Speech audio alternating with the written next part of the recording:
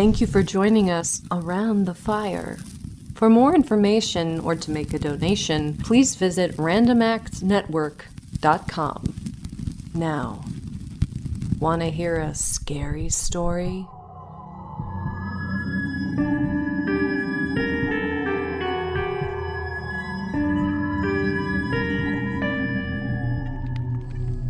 On the northeast corner of my vineyard in central North Carolina, there stood a small frame house of the simplest construction.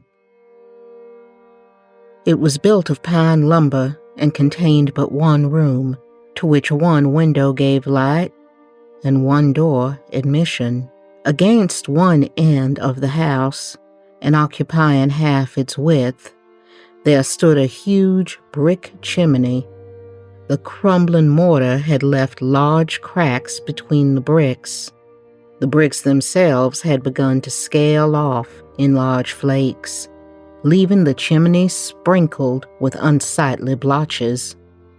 These evidences of decay were but partially concealed by a creeping vine, which extended its slender branches hither and thither in an ambitious but futile attempt to cover the whole chimney. One day, my wife requested me to build her a new kitchen. Of course, I had to build it. To save expense, I decided to tear down the old schoolhouse and use the lumber, which was in a good state of preservation, in the construction of the new kitchen. I made an estimate of the amount of material contained in it and found that I would have to buy several 100 feet of lumber additional in order to build the new kitchen according to my wife's plan. One morning, old Julius McAdoo, our colored coachman, drove my wife and me over to the sawmill from which I meant to order the new lumber. Our carriage jolted over the half-rotted corduroy road which traversed the swamp, and then climbed the long hill leading to the sawmill. When we reached the mill, the foreman had gone over to a neighboring farmhouse, probably to smoke or gossip, and we were compelled to await his return before we could transact our business. We remained seated in the carriage, a few rods from the mill, and watched the leisurely movements of the mill hands. We had not waited long before a huge pine log was placed in position. The machinery of the mill was set in motion, and the circular saw began to eat its way through the log with a loud whir which resounded throughout the vicinity of the mill. Julius perceptibly shuddered. "What's the matter, Uncle Julius?" inquired my wife, who is of a very sympathetic turn of mind. "Does the noise affect your nerves?" "No, Miss Annie, I ain't nervous, but that saw, cutting and grinding through that stick of timber, moaning and groaning and squeaking, takes me back to old times. Reminds me of Po Sandy." He lengthened out the Po Sandy with a pathetic intonation which touched a responsive chord in our own hearts. "And who was poor Sandy?" asked my wife, who takes a deep interest in the stories she hears from the lips of old plantation workers. "Sandy," said Julius, "used to belong to old Mars Marabou McSwain. Mars Marabou's place was on the other side of the swamp, right next to your place. One time, when Sandy was lent out as usual, a speculator came by, wanting to swap Sandy's wife off for a new woman. When Sandy came back, Mars Marabou gave him $1 and said he was monstrous sorry for breaking up the family. But times was hard in Money's case, and so he made the trade. Sandy was terrible sad about losing his wife, but he saw there was no use crying, and being that he liked the looks of the new woman, he took up with her after she'd been on the plantation a month or so. Sandy and Tenny hadn't been living together for more than 2 months before Mars Marabou's old uncle, who lived down in Robeson County, sent up to find out if Mars Marabou could lend him a good hand for a month or so. Sandy's master was one of those easygoing folks, wanting to please everybody, and he said yes, he'd lend him Sandy. It was monstrous hard on Sandy to take him away from Tenny. It was so far down to Robeson that he didn't have no chance of coming back to see her till the time was up. Tenny was mighty sad when Sandy told her, "I'm getting monstrous tired of going round so much. I ain't got no home, nor no massa, nor no mistress, no nothing. I can't even keep a wife. My other old woman was sold away without my getting any chance for to tell her goodbye, and now I got to go off and leave you. I wish I was a tree, or a stump, or a rock, or something that would stay on the plantation for a while." After Sandy got through talking, Tenny didn't say no word, just sat there by the fire, studying and studying. Finally, she up and says, "Sandy, is I ever told you I was a Conjure Woman?" Sandy had never dreamt of nothing like that, and he made a great admiration when he heard what Tenny said. "I ain't done no conjure work for 15 years or more, and when I got religion, I made my mind I wouldn't goof for nobody no more. But some things I don't believe it's no sin for to do, and if you don't want to go down to Robeson, I can fix things so you won't have to.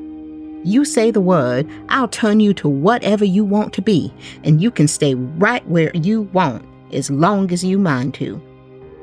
Sandy said he don't care. He's willing to do anything for to stay close to Tenny. So she asked if he wanted to be turned into a rabbit. "No rabbit," he said.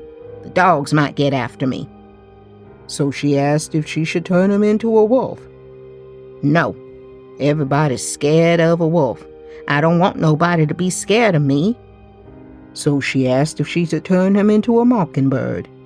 "No, a hawk might catch me. I want to be turned to something that'll stay in one place."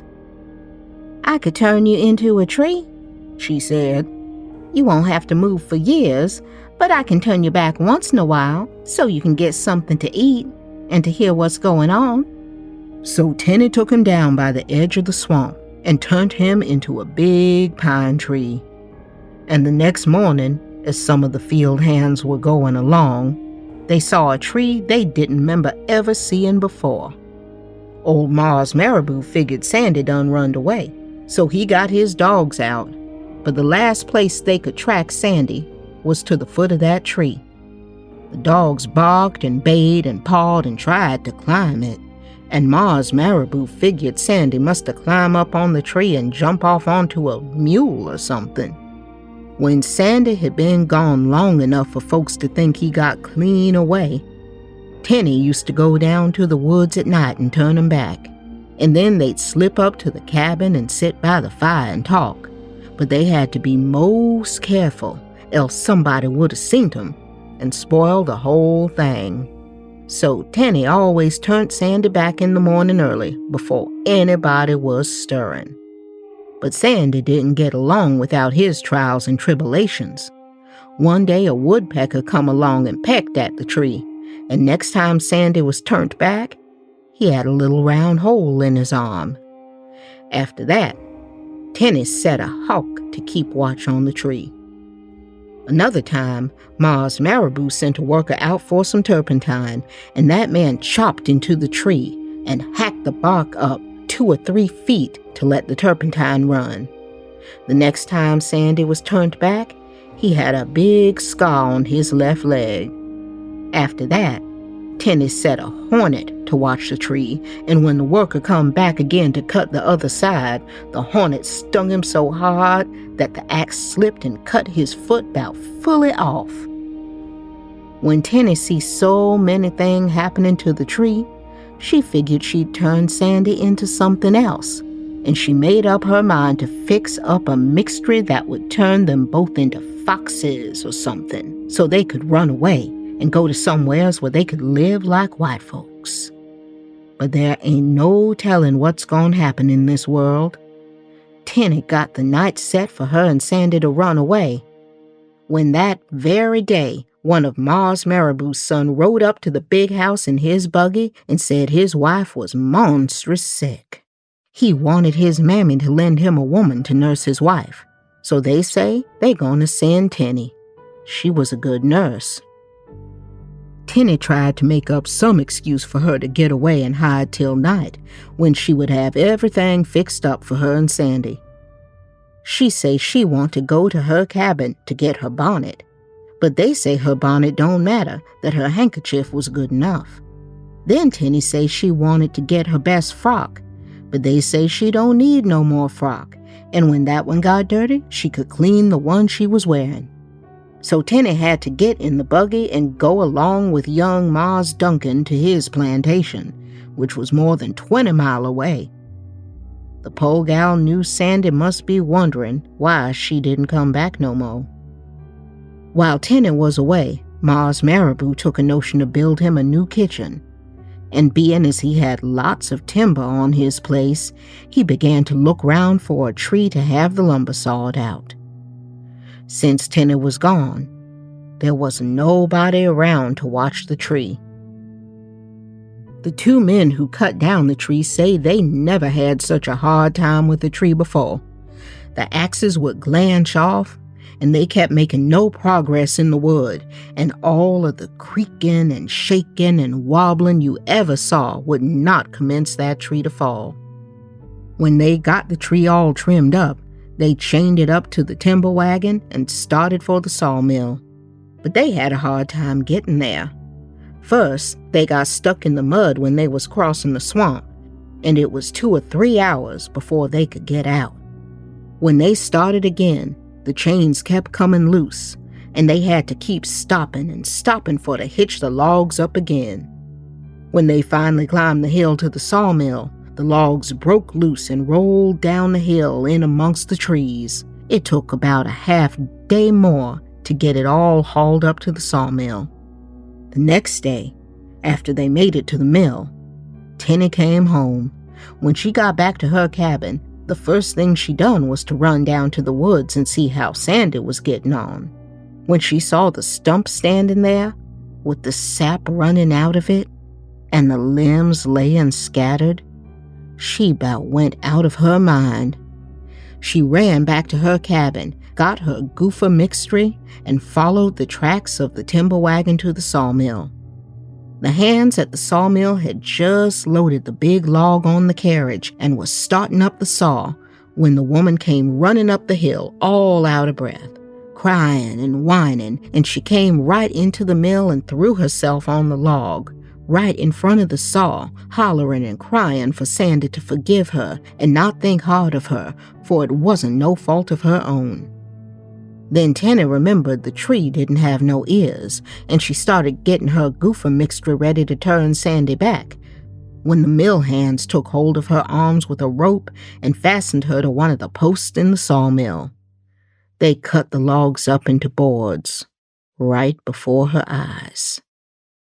And it was mighty hard work, for all the squeaking and moaning and groaning from the log as the saw was cutting through it. They greased up the saw, but that didn't stop the fuss. It kept right on until it was all sawed up.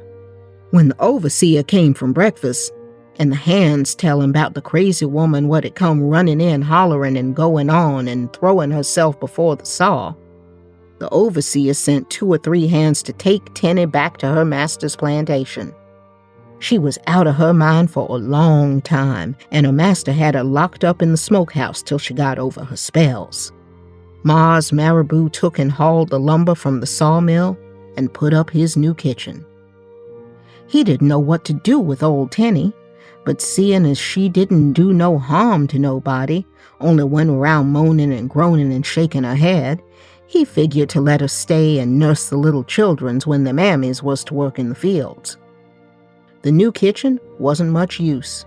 They could hear something moaning and groaning about in the nighttime, and when the wind would blow, they heard hollering and squeaking like it was in great pain and suffering.